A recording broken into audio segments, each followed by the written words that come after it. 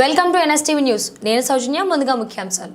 కడ్తాల్లో కస్తూర్బా గాంధీ పాఠశాల భవనాన్ని ప్రారంభించాలని ఏపీవీపీ కడ్తాల్ శాఖ ఆధ్వర్యంలో నిరసన దీక్ష చేపట్టడం జరిగింది. కార్యక్రమాన్ని బీజేవైఎం రాష్ట్ర అధికార ప్రతినిధి కంటేకర్ భగీరథ్, కడ్తాల్ మాజీ వార్డు సభ్యులు దోనాదుల మహేష్ ప్రారంభించారు.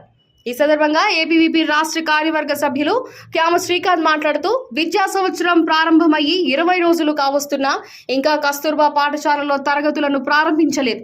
కొత్త భవనం నిర్మించినా ఇంకా ప్రారంభించకుండా విద్యార్థుల జీవితాలతో చెలగాటమాడుతున్నారు.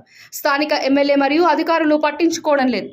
స్థానిక ఎమ్మెల్యేకి, ఎంపీకి, మంత్రికి సమయం లేదని పాఠశాలను ప్రారంభించకుండా విద్యార్థుల జీవితాలతో చెలగాటమాడుతున్నారన్నారు. కస్తూర్బా గాంధీ పాఠశాలను వెంటనే